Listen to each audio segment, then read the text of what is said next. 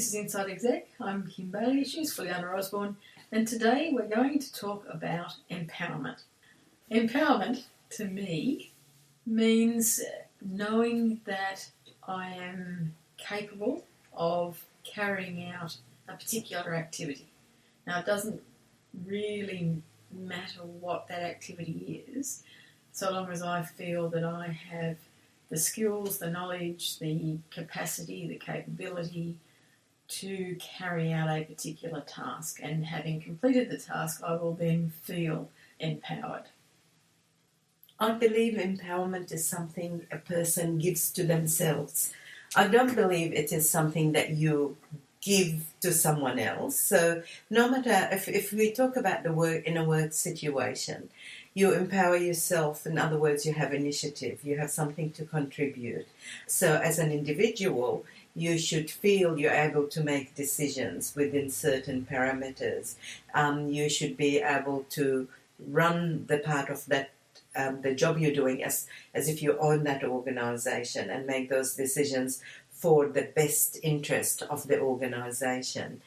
And how do you do that? And for the customer, and that is by keep focusing on the vision, I believe, on the organization vision.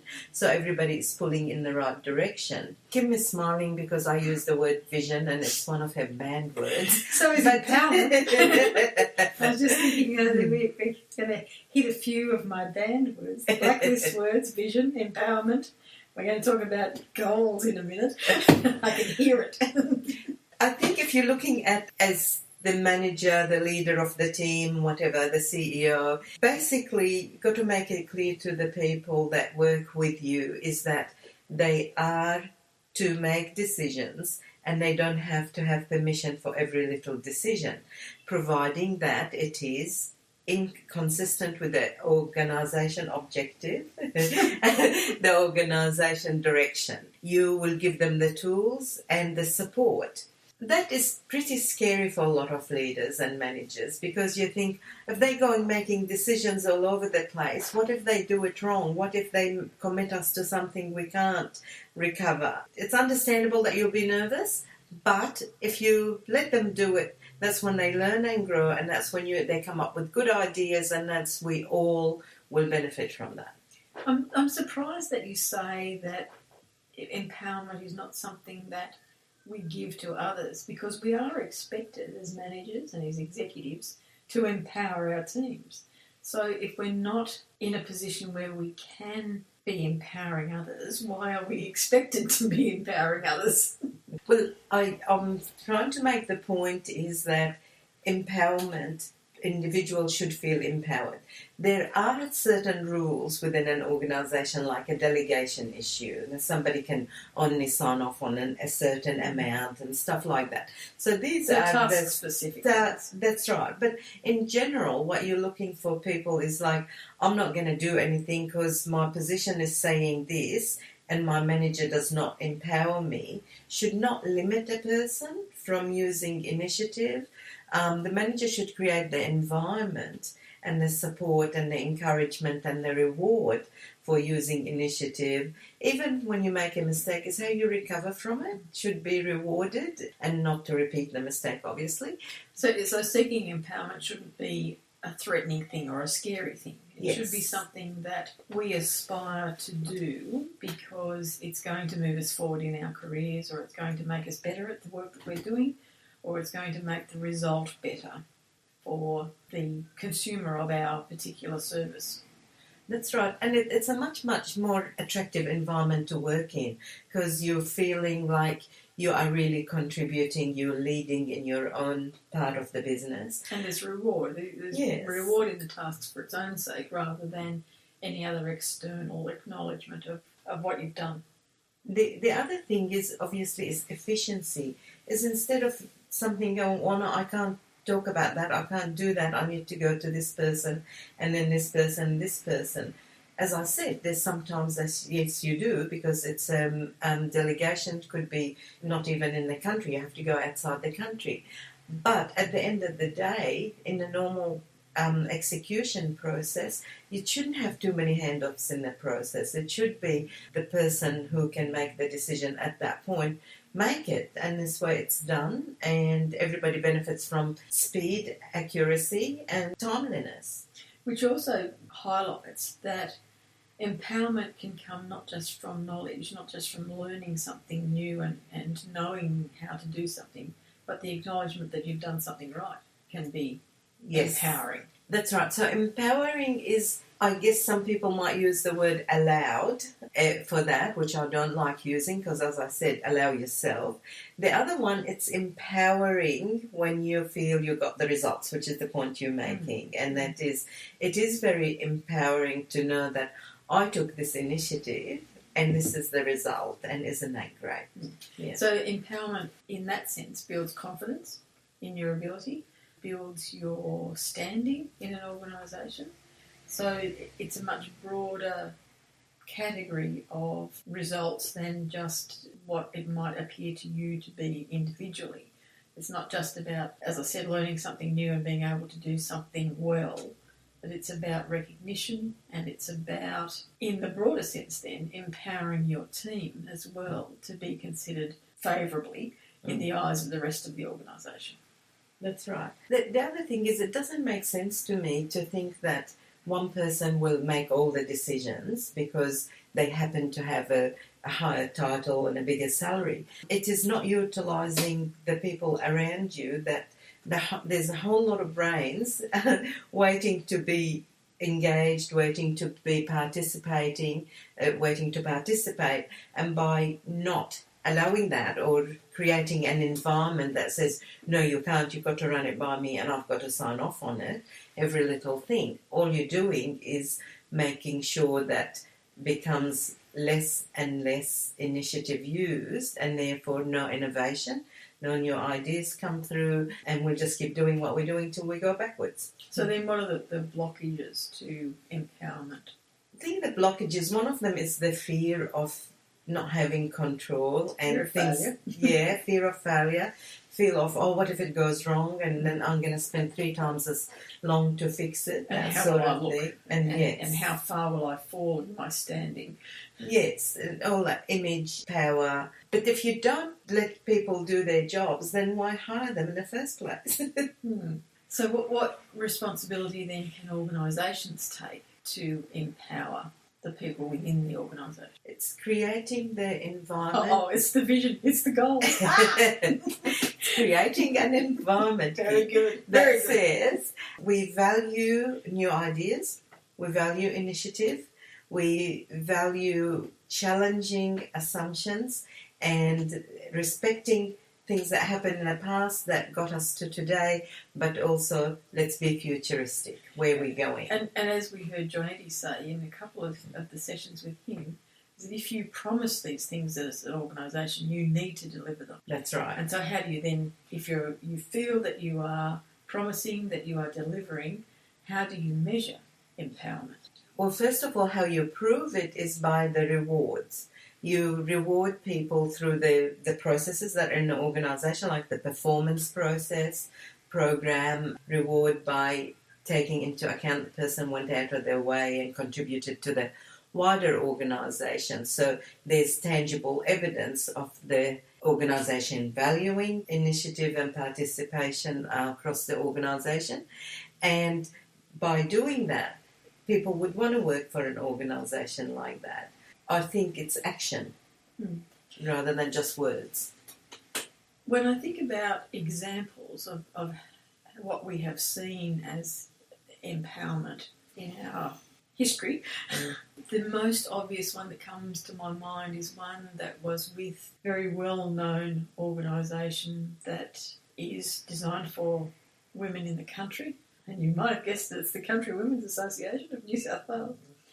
And I was involved in that organisation for quite a number of years. Most empowering example I can think of within that, and it stands out because it was just such a change for this person's life, was that we did have a person within the branch where I was that was the meek, mild country wife, never say a thing wrong, go to church on Sundays, do everything for the community, never expect any return.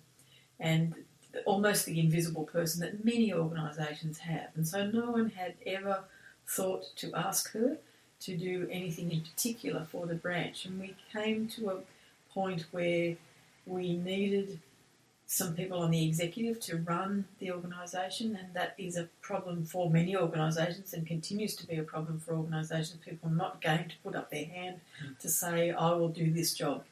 No different to a big organisation where you're trying to identify someone to do a particular task. But in terms of this voluntary group, this woman had never been asked to be on the executive, and she would never have volunteered to be on the executive because she just wasn't that sort of person. She was, however, a very, very accomplished cook, as many of the Country Women Association members are, although it's not all about cooking. They do some extraordinary work around rural and regional New South Wales in all sorts of areas that you would never expect. We determined that perhaps we might ask her if she would consider standing for this coordination role that was about a cookery competition.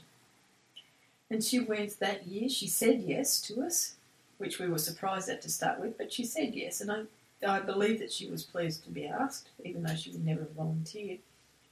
And for the next 12 months, she organised everyone else to cook, and because it was her and we all felt that we needed to support her in some way and encourage her, we all made an extra effort, which was interesting in itself. And at the end of the 12 months, she had the most entries that we had ever had in this particular competition. And that gave her, obviously, a sense of achievement. And it empowered her in a way that we would never have envisaged, because the following year she put up her hand and said, I would like to do the secretary role, which was a much bigger role, much more work, much more obvious a role in terms of negotiating and liaising with all the other branches and the state head office. And suddenly this person blossomed, and now I can look at it 10 years later and she's not just involved in the CWA, she's involved in the local agricultural association and the local Vinnie's op shop. And so we've seen someone blossom from the mouse into a really empowered individual. And that's my best example that I can think of someone who, for want of confidence in herself and her abilities, was not ever going to be in a position to empower herself. She needed someone else to help her along that path, to show her the direction and to support her, which we all did in that first 12 months, and show that we believed in her. And then she was away. She was on the path. She didn't need us to do that anymore because she knew that we had, in that initial period of time where she was unsure, we had reassured her. That's a very good example of the benefits of empowerment and where it can lead. So as an individual, it's up to you to make sure that you contribute and don't wait for somebody to tell you, as we said before. And as a leader, don't be afraid. This is an example of a good result. An example of team empowerment is the introduction of total quality and process improvement.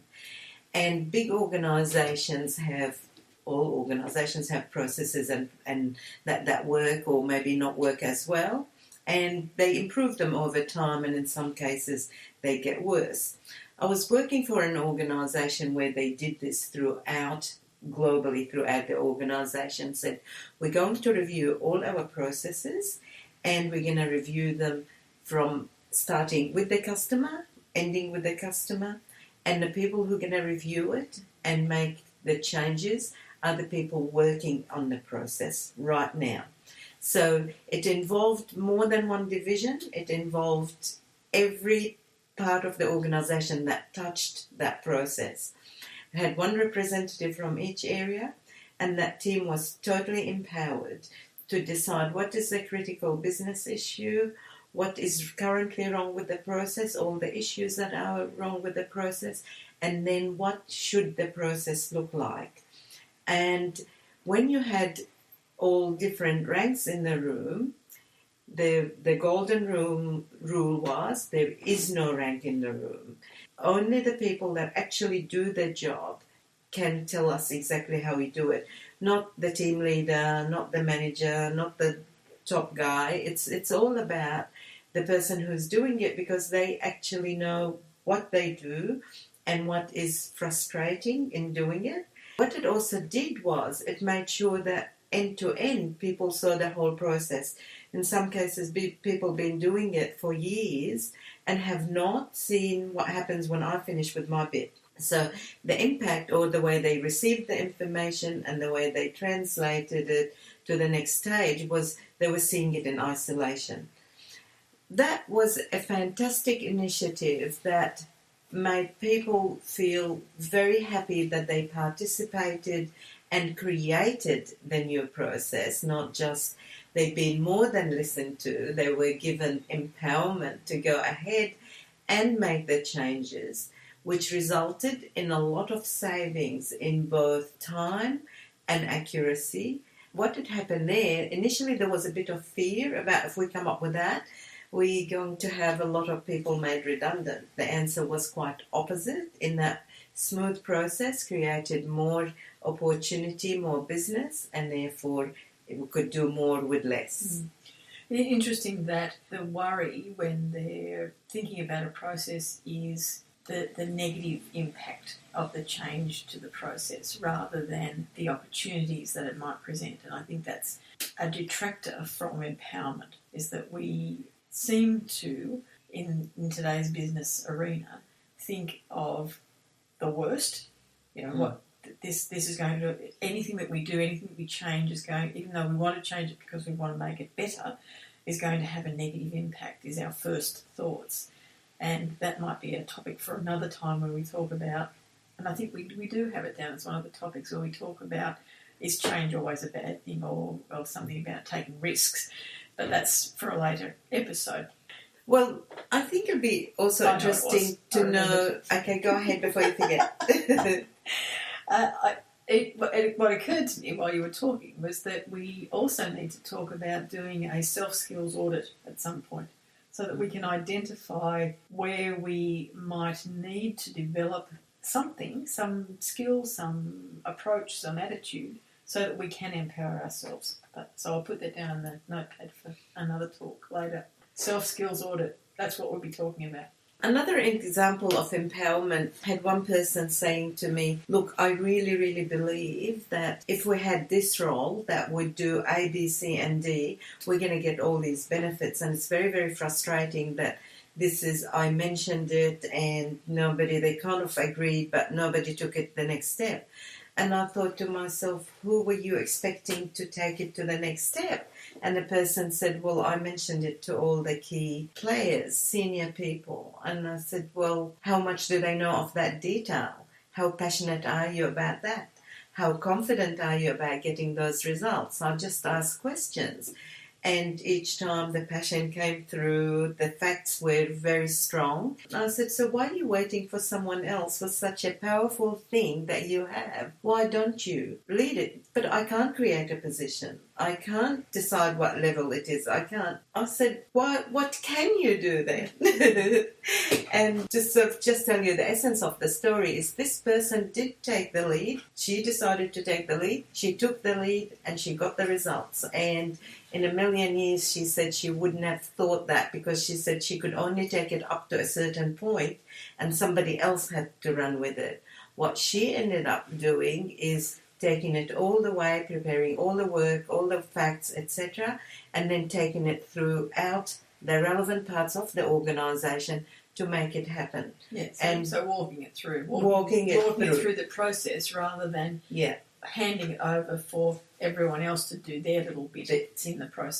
That's right. And the measure of satisfaction of that person in achieving that end result was enormous. And what it also does is something that we've talked about previously, is that her passion and her drive for this particular outcome would have been so obvious that everyone else would have been swept up into that, and the objections that might have occurred had she left the process or the paperwork to talk for itself would not have occurred, or she would have been able to address them and move on and keep the process moving rather than have another delay or have it sit somewhere because no one was quite sure what they really felt about that particular thing that she was proposing. A good solution. Yes. I think we've covered a fair bit today about empowerment and what it means in terms of individuals and in terms of teams, and whether it's your responsibility or the organisation's responsibility, whether you can give it or whether you can take it. Let us know your thoughts on empowerment and your experiences with empowerment, whether they're positive or negative. We're going to have a podcast in the future where we talk about all of the feedback that we're getting from everyone. We do really appreciate it.